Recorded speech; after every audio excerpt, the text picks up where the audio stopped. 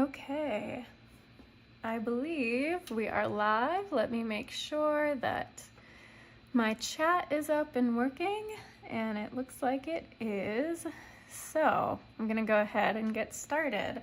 Welcome everyone to my channel. So glad you're here. If you are new, welcome. I'm just excited to be able to share painting with you. Hey, Soulful Glow.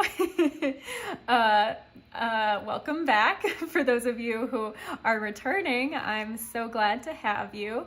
And oops, sorry, I don't know if you can hear that siren in the background. I'm right now dog sitting very close to where a firehouse is, so you may hear some sirens in the background during this live. But anyway, a couple housekeeping things. If you're new here and don't know me, my name is Corey, and I love watercolor art. I'm just really excited to be able to share with you a live painting. You can see my sketch very lightly here on this watercolor paper of a baby deer. So that is what I'm going to be working on today. I will work for 1 hour, and then I'll get however far I can, and then we'll go ahead and end it. And then if I don't get finished, which is very likely, I probably won't finish the entire piece in this one session, then I will probably finish it off in another video that's not a live session. So that's the scoop there. A couple more sort of just introductory things before I get started with this painting. I have a variety of different supplies here, and if you are interested in checking out those different supplies, I have linked in the description several different kind of general recommended supplies that I use or would recommend for others to use. I am an Amazon associate, so I do earn a commission on qualifying purchases. Please be aware of that. Those are paid links in the description. But these are supplies I would recommend regardless. So the paper I'm using today is a 140 pound cold press paper. Hey Alex, it's going well. Good to have you here. I mean, I can't physically see you, but so glad you're here. And one more final note about kind of logistics with YouTube live stream. So I believe there's a slight delay between when I see your chats and when you type them and enter them. So if I don't answer it right away, it's probably just because I haven't seen it on my screen yet. But yes, please feel free to drop comments in the chat, ask me questions while I'm working. I'm gonna really do my best to be looking up at the chat as I'm working so that I can answer questions as they come in. And yeah, so you feel free to ask me anything about what I'm doing, maybe general questions about watercolor or art. Happy to answer those. So quickly back to the supplies. This is Canson XL 140 pound cold press watercolor paper. I cut it down from a 9 by 12 inch sheet. This is 8 inches by 10 inches. It's a little bit bigger than the piece I did last week, which I promised I would show you all, so I'll do that in just a moment. And then I also have up here, since this is a larger piece, I kind of moved around my setup just a little bit so I'd have more room for the paper here on screen. So I have a variety of different brushes I'm using today.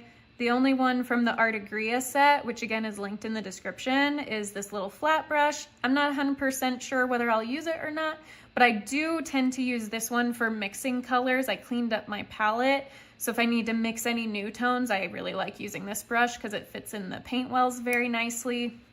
I also have a cat's tongue or oval wash brush here. It's a really nice large brush, helps with really loose brush work, which I'm going to be practicing today. And then I have a variety of different round brushes. These ones, all the ones in my left hand here, are the Silver Limited Company or Silver Brush Company. I feel like they have several different names, but it's the black velvet line of brushes from the Silver Limited Brush Company. There you go. So that is that about logistics there. And okay, so as promised, here is the completed painting from last week. So where we left off last week, I was right around here. I had been filling, like I had all this done and had started filling in the black portion, and then we ran out of time. So this is what the rest of it was, and it took about oh, great question. I will answer that in a second, Alex. The rest of I was about halfway done in last week's session. It worked about an hour longer to get it all done. And yeah, so just had a lot of fun getting the variation in the between light and dark on this branch that the little toucan is sitting on. And there you go. Now you can see that this is a bit warped, and that just happens with watercolor, even when you're working with 140-pound weight paper. So I do have a process for flattening paper that's on my channel. I'll quickly describe it to you. So I like to turn it over, put it on a clean towel on a flat surface. I either take a wash brush, probably a flat wash brush rather than this kind, and either put a thin layer of water on the back, or you can get a spray bottle of water, spray it on the back, put a piece of blank, clean watercolor paper over the top of that that's slightly larger than your actual painting. So this is 5 by 7. I would probably use around 6 by 9 inches.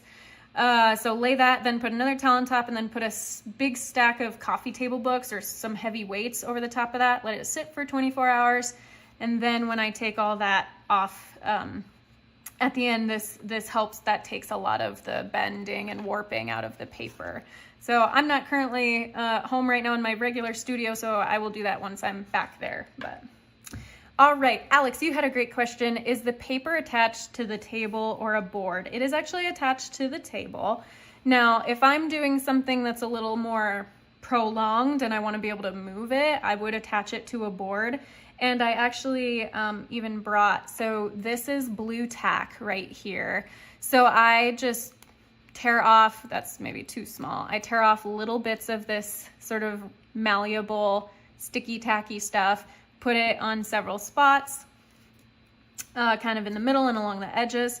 And I just go ahead and adhere it right to the table. If I want to have a border, I do the blue tack as well as a strip of painter's tape right around the edge to give it a border, but I didn't feel the need to do a border today. So I skipped that, and plus I don't have any with me. So, so there is that. That's a great question though, so thank you. All right, I'm gonna go ahead and jump right in. And sorry, you can see, I mentioned last week, but again, in case you're new, like my camera for my overhead view is right here. So you may see my forehead disappear or see like a shadow across my face. That's just the camera, where the camera stand where it's holding my phone. So hopefully that's not too distracting. All right, I'm gonna go ahead and get into this. And I really wanted to practice with some very loose kind of washes, which these larger brushes, because I have so many bristles, are really ideal for that. So I am going to just, of course, my water is a little off screen this time, so it's not in picture, but you can tell whenever I go up to the right corner, I'm dipping my brush in the water. And I also pre-wet my palette a little bit. I put several drops with my eyedropper here of clean water in there just to activate the paint. And let's see. So I'm just gonna go ahead and get started. We're gonna get a little bit of a brown. This is burnt sienna, which is kind of an orangey brown color. So I'm gonna put some on my palette.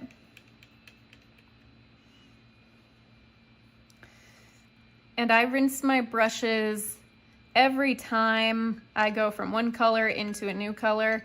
I rinse my brush, and with a brush like this that has a lot of bristles, it can hold a lot of pigment, so my water is probably gonna get dirty pretty fast. So I may at some point halfway through this have to go ahead and exchange the water out, so I'll be like stepping away from the camera for a moment, but hopefully that won't take too long. It'll be a quick dump and then just filling it with fresh water. So that was burnt sienna, and then on the other end we have burnt umber, which is just a really nice middle of the road kind of brown. Now I did a lot of that burnt sienna. So normally I try to keep it concentrated to one half of the mixing well, so then I can lay the second color in next to it before I start mixing them together. That way it's just a little easier to kind of build up the two different colors separately and then start using your brush to mix them together. So I wanted to slightly tone down some of the orange that's in this. And there we go. So I have quite a bit here, and I'm just gonna very loosely start laying some in. I like the oval wash brush because you can see it kind of comes to a tip here, which is nice for, you know, going to the edges of something. That was still a little too dark, so I keep going into my water because there was just a little too much pigment in there. I want to start very light, very loose, working pretty quickly, working around the areas that are a bit lighter. So kind of like the edge of this ear has a highlight, and kind of this section right here is very light, so I might not fill that in.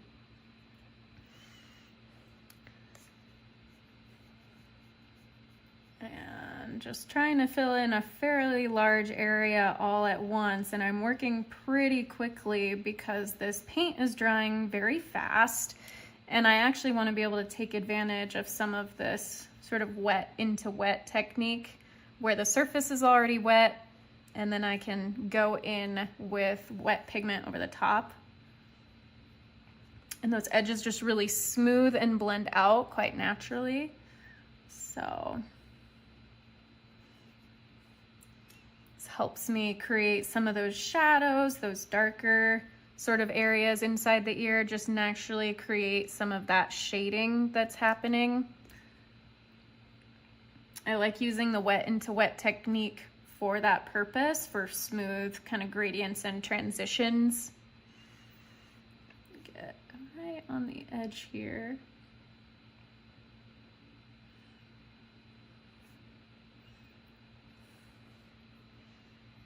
So when I'm using a large brush like this, it allows me to really lay down a lot of paint and water at one time, so I can cover pretty large areas all at once.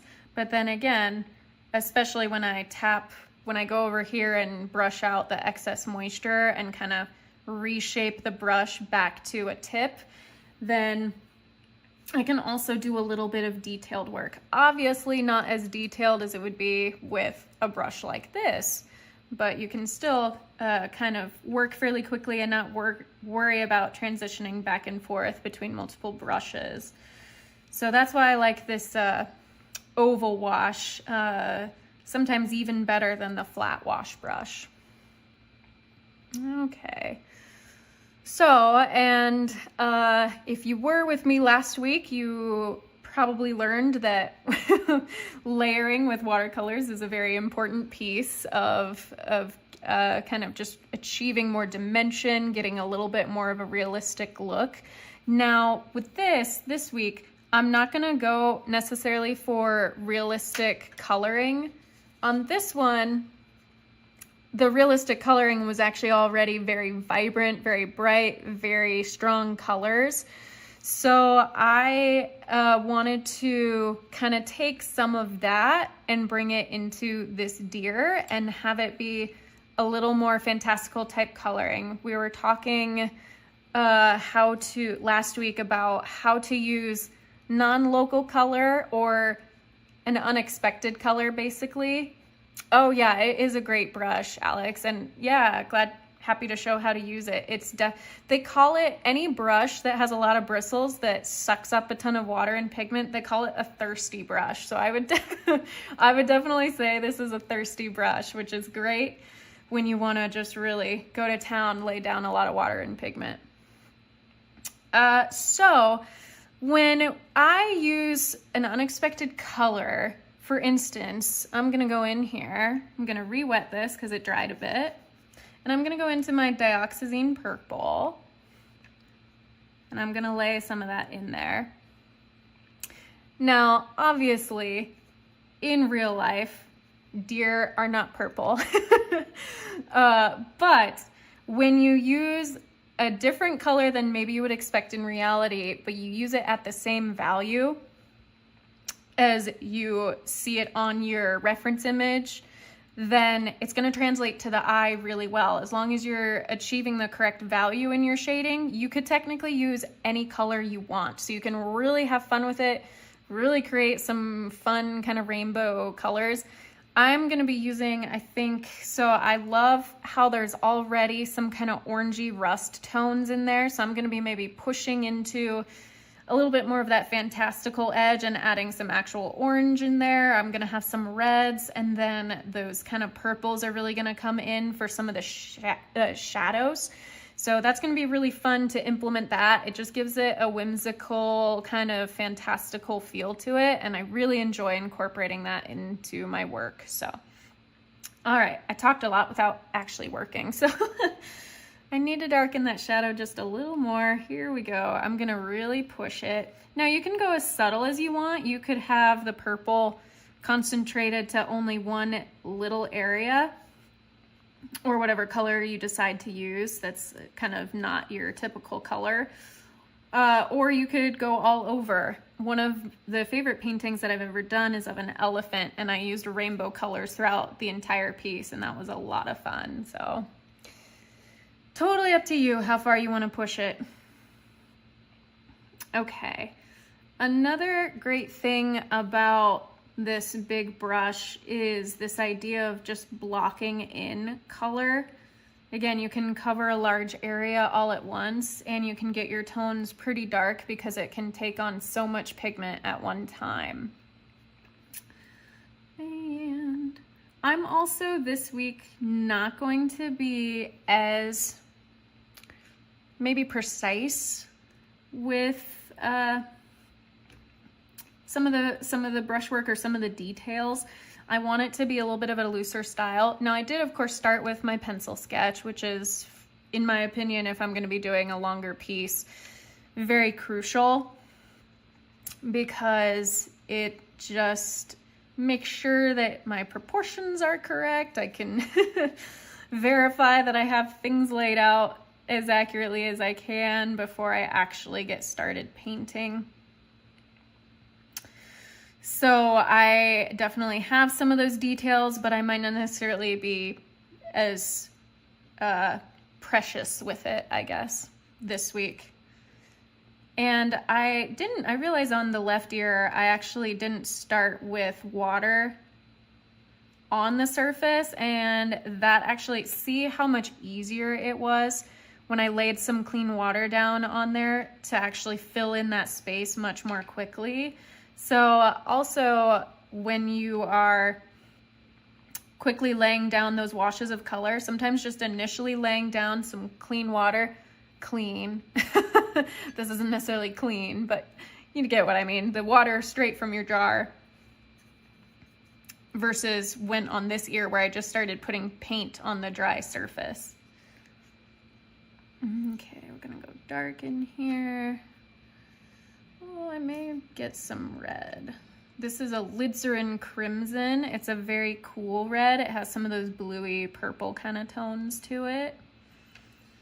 In fact, I'll do it on both sides.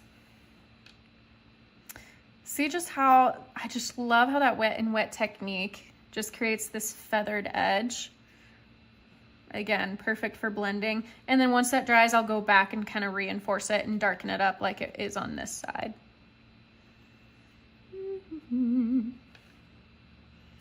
Now, another thing you can do when your surface is still wet, you can also do it when it's dry. But sometimes if you're like, ooh, I got a little too dark, I blotted my brush, got all the, kind of cleaned it, got the excess paint out, and now I'm just going in with that damp brush and lifting some of that paint off. So that helps create some of the shading. We've got sort of little highlights inside the ear.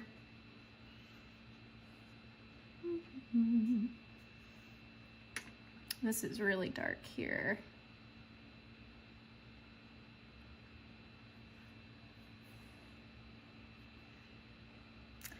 Now, last week I was talking about how generally, or almost always, you want to start with, you know, your lighter tones and then work towards darker. Now I'm sort of working in sections and doing that a little bit, but there are also sometimes, especially if I'm doing quicker pieces, where I'll actually start with like a focal point, like for instance, the eyes. Like I could have started with the eyes, even though those are one of the darkest portions of of this painting and then worked around them. So what I may do, just to really, because the eyes are one of the things that really bring, especially an animal, like a living subject, to life. So after I work on these ears for a little bit, I may go ahead and move on to the eyes. I have painting ADD, so sometimes I'm like, I'm bored working on the, not bored, but like just feeling like, okay, I'm done working on this portion of the painting. Now I'm gonna start on this portion and just sort of jump around a little bit. This is a very dark brown right here that I used. It's called sepia brown. I really, really like it. In fact, I have both. So sepia brown is right here. And then I also have right next to it raw umber, which they're very similar, but I feel like sepia just has a little bit richer tone. So honestly, if you're gonna get just one of those colors, I would recommend sepia brown over the raw umber. Do you have color combinations you prefer to make a vibrant painting? Ooh, yeah, I can definitely talk about that. This is actually one of the things that I cover quite a bit in my online watercolor courses. So there's, with color mixing, there's something important to know about your warm and cool tones. So, sorry, I got distracted as I'm filling this in. I did switch to my round brush here so I could get a little more on the tip and not be as ham-handed with it, or ham-brushed, I guess, with it.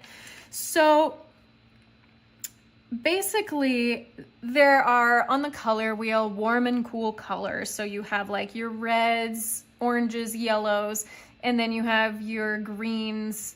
Your reds, oranges, and yellows are warm tones, and then your greens, blues, and purples are your cool tones. But within each color are also warm and cool tones. So like, for instance, alizarin crimson is a cool red, whereas cadmium red deep is a warm red because it has a little more of an orange tone to it. So when I'm mixing colors, I want to make sure that generally my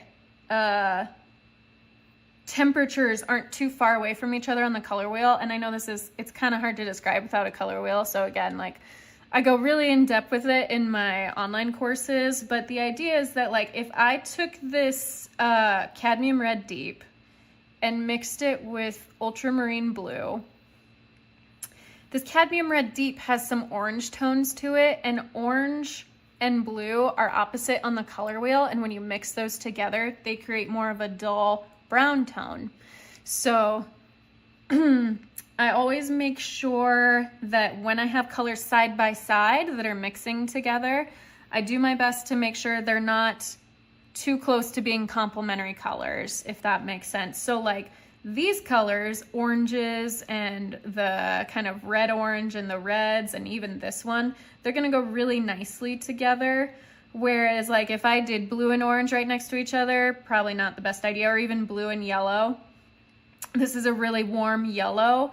And so if it mixed with this blue, it would create a very olivey green rather than a vibrant green. So I always try to keep in mind color temperatures and choose colors that if they flow into each other, they will be more vibrant. I hope that answered your question. I used a lot of words there. Oh my goodness. Okay. And y'all, it's like sometimes harder to talk and work than I realize. I'm just all over the place today. So far I've really only used four colors in this painting. So I started with that mix of burnt sienna and burnt umber. And then I have the dioxazine purple. And then I used a little bit of the alizarin crimson. And and then the sepia brown. So now I do want to go ahead and transition. Yeah, you're welcome, Alex. That was a great question. I have my reference image up on another screen over here. So when I do a portion like the eyes, I zoom way in on the image. So hence I'm over here zooming in with my mouse. And let's see. First, I will go ahead and do a little bit of very light, I'm gonna make it orange, very light orange. This is my size 6 round brush. I'm gonna do just a little bit of a light wash right around here.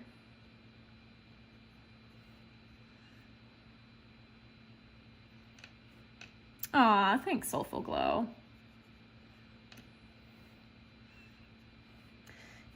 Yes, this is kind of just my general way of painting. I tend to work on one portion until I feel like, okay, good enough, and then move on to another piece, and then I'll kind of go back and connect them. So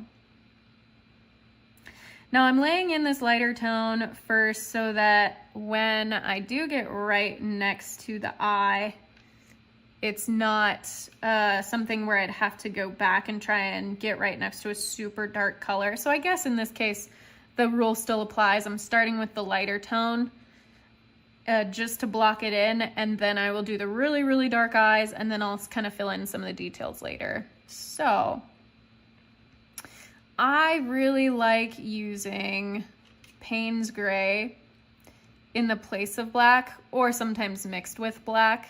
I did that with the piece last week. I started with the black, and then I transitioned to like a mix between the two, and then the bottom tail is actually just all Payne's Gray. You can see how dark it gets.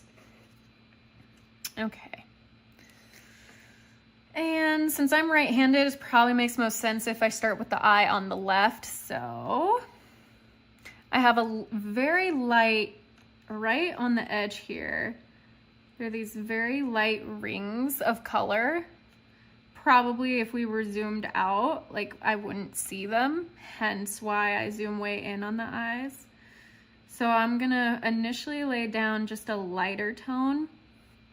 And then when I lay in that purest pigment that I can get where it's nice and opaque, then it's gonna show up. It's really gonna make a difference.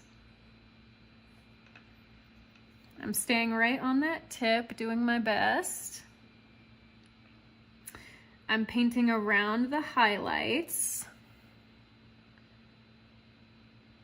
And the highlights are basically the white portions in your reference image or whatever you're looking at. So I generally prefer to use the white of the paper for the whites in my paintings. And I filled in the eyes with pencil because I knew that I would get the watercolor dark enough to completely cover it over. So otherwise, you can see most of my lines are pretty light with the pencil drawing. I don't want to get the lines so dark that they show through. Although some people do that, some artists, like that is their style. They decide to let the pencil lines show through. So it's almost like a mixed media piece, and so that's totally fine if that floats your boat. You can totally go about it that way. I just prefer to have all my pencil lines basically disappear. So I'm adding just a little bit of brown to the rings on these eyes. There we go. And I want them to blend a little better, so I'm going back over the edge of that darker paint just a few times. And that helped it blend out a bit. See, look at that already, even just like part of this one eye. There's something about doing eyes that just brings something to life, and I love that. Now, there is a very light kind of, oops, yep, I do that too. I just throw my paintbrushes sometimes. It's happened way more than I would like to admit. That's hilarious. Okay, I'm going back into my sepia brown because up at the top here, I do have a bit of almost a lighter tone, but it's so faint. So what I'm going to do is basically just use the slightly different color. I'm gonna get it darker to kind of suggest that slightly lighter color. As this dried, it got a little lighter, so I'm going back, adding some more. Very thick pigment.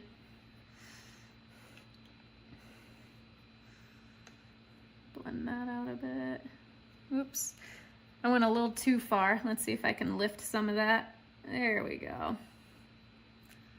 And that lifting technique, kind of like I was doing earlier on this ear, is that clean brush or rinsed brush, blot the excess moisture out of it, and then just go over it a few times. If you want to make it even more dramatic, you could grab like a towel, a scrap towel, press it onto the part where you laid that little bit of water down, and then lift, and that would help really lighten things up if you need it.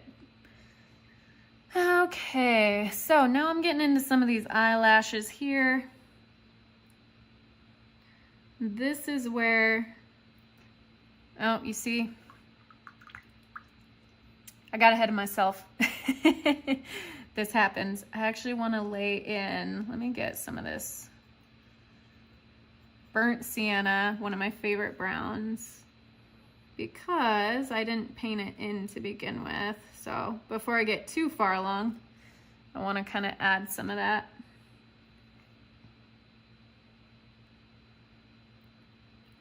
Lay it in.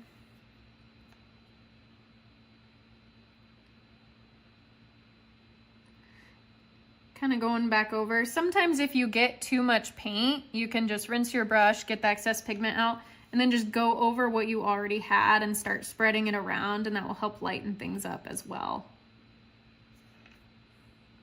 So really watercolor, it's, you know, people sometimes think when they think of watercolor, like, oh, it's kind of unforgiving, like it just, you know, it does this, it does that, what do you do? I mean, you can definitely, it's more forgiving than I think people give it credit for, but it does take some practice, and it's definitely, it's a different mindset of when you use it versus a lot of other paints like acrylic and oils, where you can just paint right over the top. Typically. Okay, back to these eyelashes, which I'm jealous of. This this deer has better eyelashes than I do. That's hilarious. So you can see the difference between how loosely I was working up here with that larger brush and the washes and the wet into wet technique, versus right now where I'm really working with more of obviously a detail brush. I'm using very fine movements, very gentle strokes. There's really not a ton of drastic movement happening right now. I'm staying concentrated to one area, and that is something that I think also can really help in your pieces. So just to kind of, again, like use last week's as an example, so I used a lot of detail, really kind of more fine, concentrated areas, especially on the beak, around the eye, and even here. Like, yes, I laid down the yellows, but I was, especially on the feet, using a lot of fine detail and really filling in this very dark concentrated area. But then on the branch, I used a lot looser, flowing type colors. I was basically just having patterns of light and dark and color contrast to create that suggestion of texture and shadow.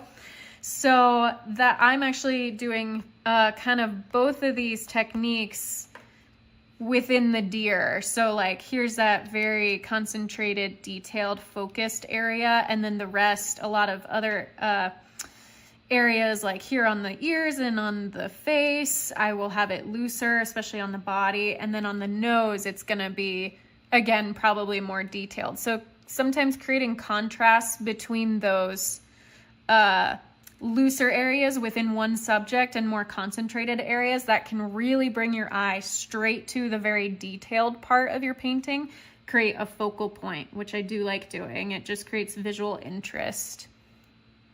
Okay. Sorry, I've been at this for a bit. All right, so again, some of this shadowing.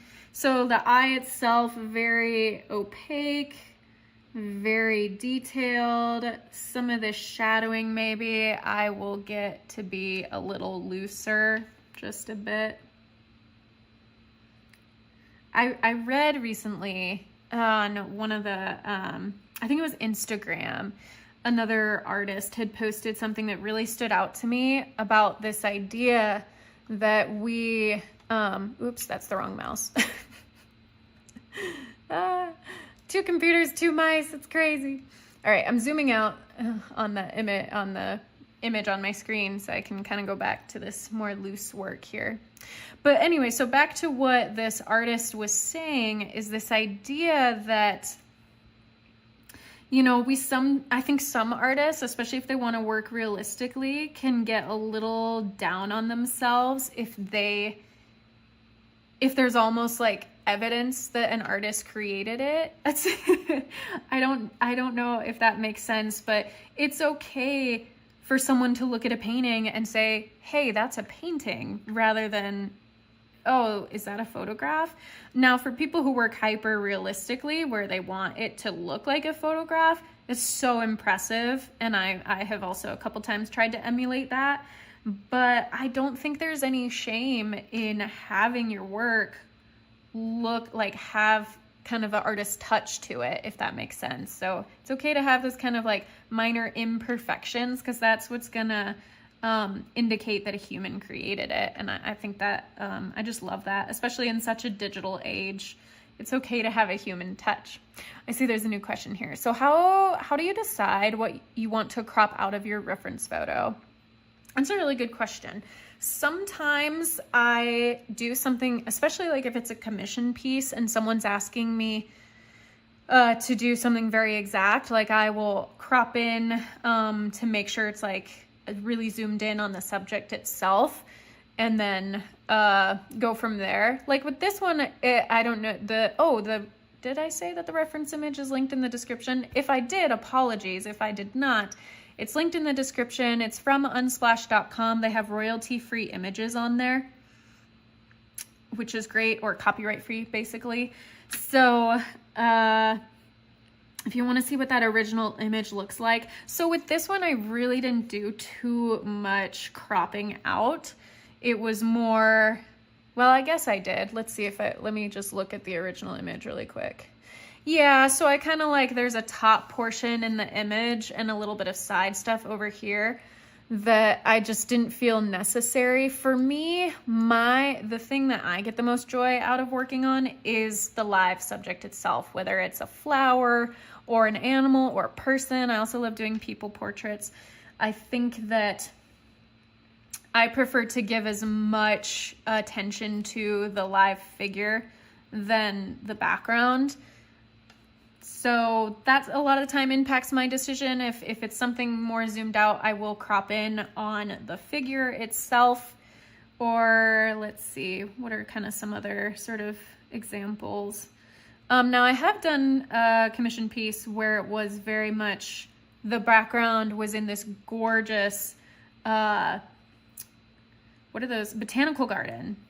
And so that was a very important to the person to have that included. So if like background is something that's really wanted, then yeah, then I make sure that that doesn't get cut out.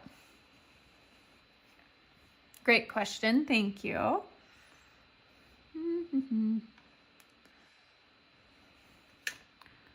Whoops, that was really dark. Just wanting to start to connect some of what's going on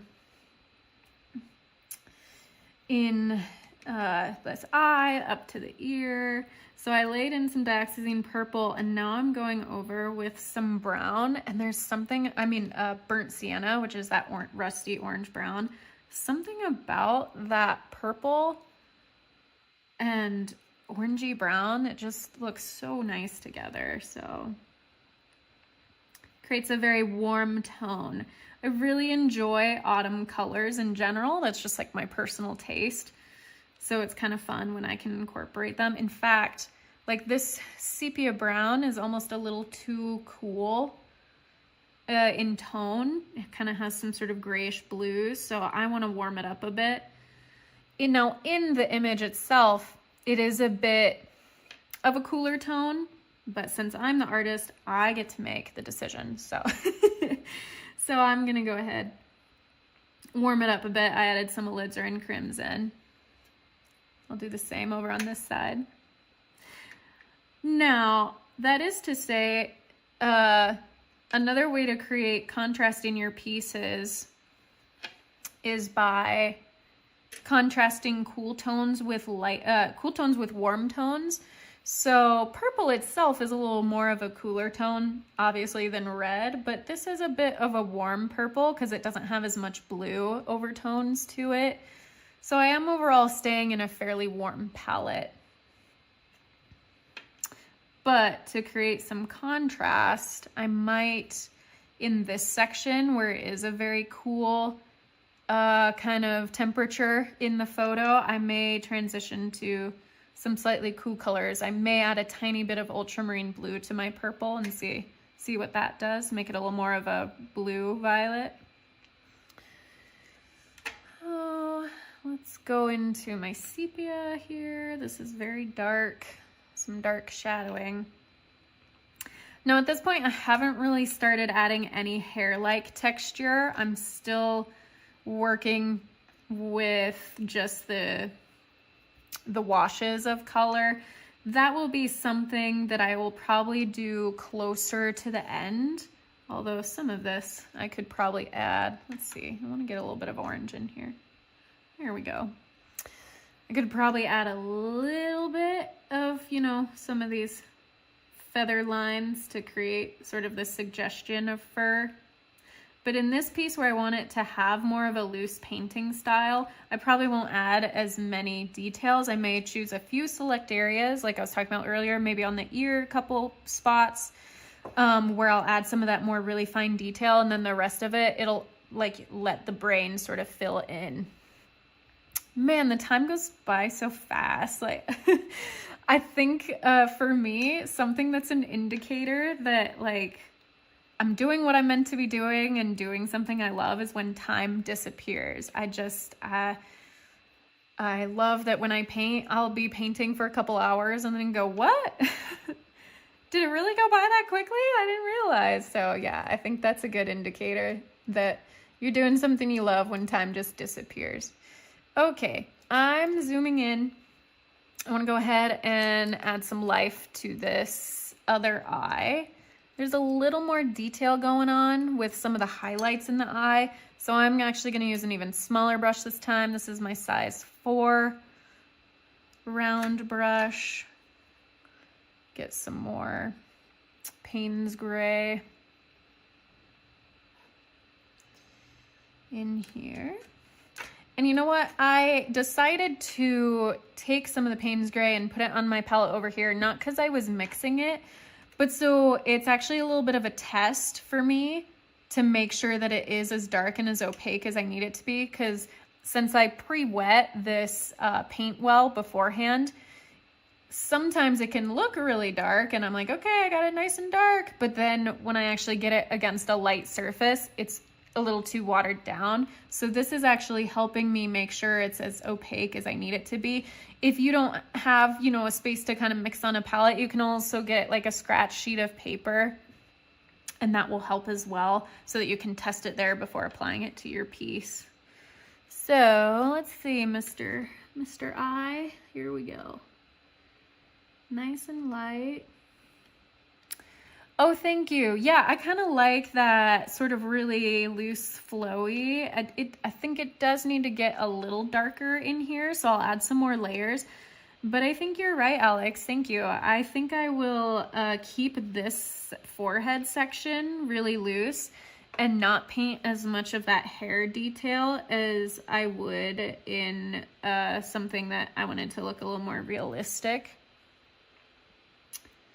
And that really is a great thing about watercolor, quite honestly, is that, again, using that variation in tone or variation between light and dark and warm and cool colors that can suggest a lot of detail to our brains without us having to belabor every single detail, you know, which is nice. So I think for someone like me who still sometimes, well, often still still wrestles with perfectionism, it's really nice to remember, like, no, you can still have this kind of subtle coloring and variation, and it's going to be recognizable. You don't have to paint every single detail. Work, as my mentor likes to say, work smarter, not harder. Which, you know, I'm not always good about doing.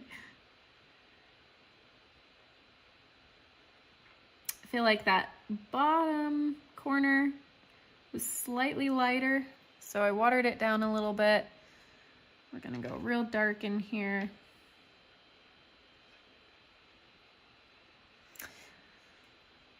I know that sometimes this super detailed stuff,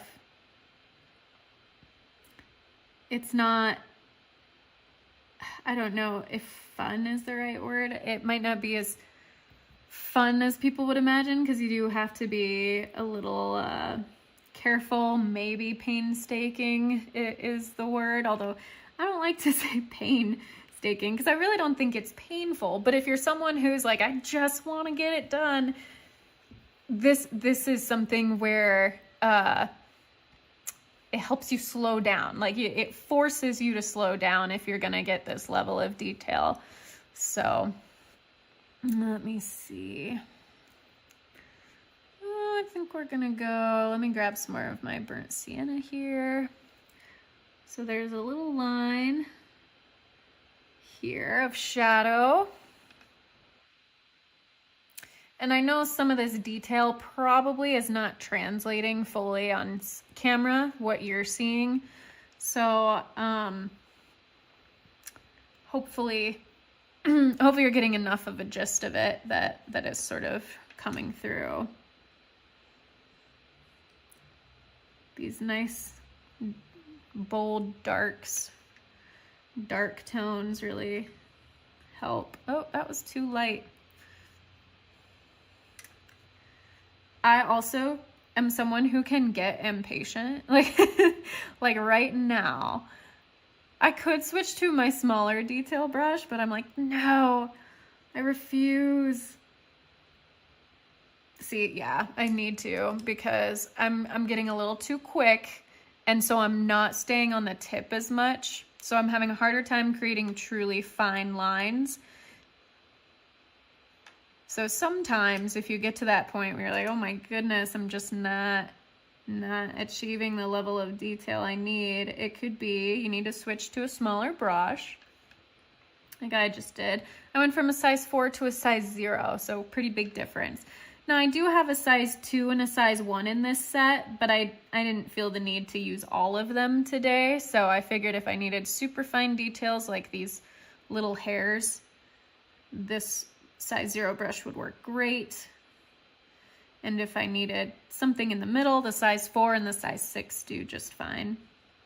Especially on a painting that like this, that's just a slightly larger size. Okay, back to the size, that's size 6. Where's my 4? There you are. Blend some of this just a little bit.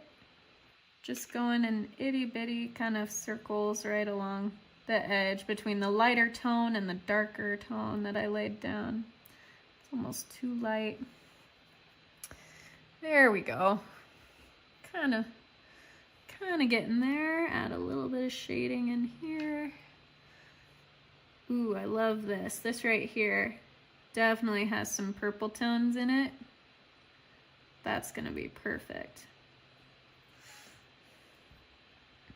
Okay, I'm gonna zoom back out. I keep grabbing the wrong mouse. Oh, that's funny. Okay. Should I? Okay, we'll use this for a little bit. Oh, the dog I'm dog sitting is over here dreaming, I think. because she's making adorable little kind of barking sounds in her sleep. She's so adorable.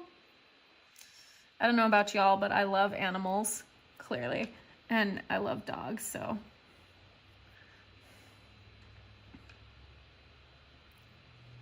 See how many times I've kind of gone back to this one area and really worked to darken it up. So it just, I think, demonstrates how important it is to use layers.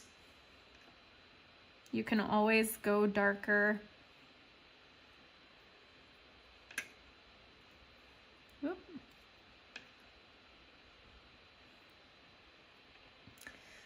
I'm gonna really bump it up a notch. Oh, maybe not as much as I thought. There we go. What do we have going on here? I think.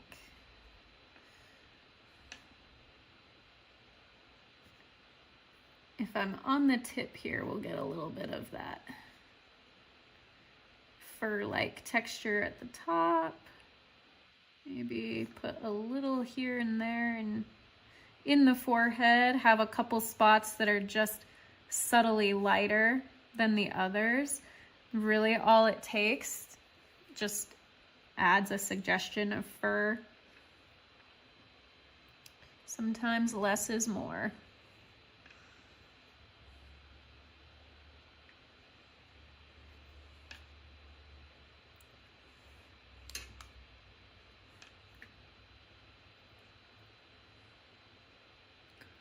Oh, we're getting so close to the end here. 12:51. So I'll work about like 7 more minutes, 6 more minutes, and then I'll go ahead and close out. But so obviously I did not get this done today. I figured not, especially with it being a larger piece, and even though I'm working looser, there's larger areas to cover, so I'm not too concerned by the fact that I didn't finish.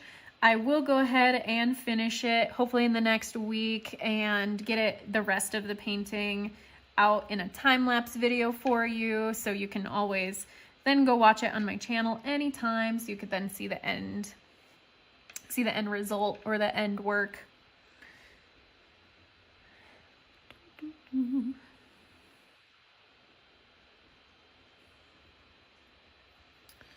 And more purple here. Having just too much fun.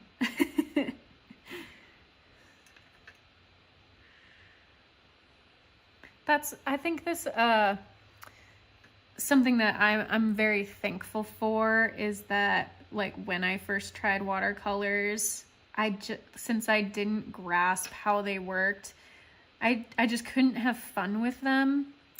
And I think artists and creative folks can already be very hard on themselves. So, first of all, trying not to be hard on yourself, because watercolor is a very challenging medium, or whatever it is that you're doing, whether you're painting or you're, I don't know, singing or creating something else. It's not always going to be perfect, especially when you first start out. But allowing yourself to have fun with it, I think, is truly important. So once I sort of allowed myself to get to a point where it's like, okay, like, even when I make mistakes, or as Bob Ross would say, happy little accidents, like, I can still love and enjoy it, and, take something from those pieces that didn't turn out the way I thought they would, or the way I hoped they would. I think that's a lot about being an artist, like, having the attitude of an artist is like, okay, like, that didn't work out the way I wanted, or that, what I envisioned in my head did not at all turn out on paper or canvas or sculpture the way I thought it would. So I think just being okay with those mistakes, because they're all part of the learning process, is key. Yeah, thanks, Alex. Agreed. It is a process, definitely. It can take some time and slowly. How quickly would you say the paint is drying in the process? Really good question. The paint you know, it probably depends on where you are, like geographically. I live in a very dry climate, so this paint dries pretty quickly, honestly. But it's also like, for instance, this, when it's already not as watered down, where it has less water in the brush and more pigment, or if it's, you know, just really only damp instead of dripping wet, it's gonna dry really quickly. Like all this stuff, except for a section right here where it's already dry. So it is drying in minutes. The difference is when if I were to lay down a ton of water, like a big sort of wet puddle, that would take a long time to dry. And the more water you use, the more your paper buckles. So I try to use a fairly light hand with water. But if it's something where I really want it to stay wet for a bit so I can continue using the wet into wet technique, then there's definitely some more water going in that brush and on that paper. Great question. But yep, like this, definitely by the time, like, you know, I clean all my materials up in like 10 to 15 minutes, I'm pretty sure everything that I've laid down will be totally dry. This is still slightly, like, it's dry, but it's still cool to the touch, so it's not bone dry yet. When it's bone dry, your paper is room temperature. It no longer has a cool temperature to it.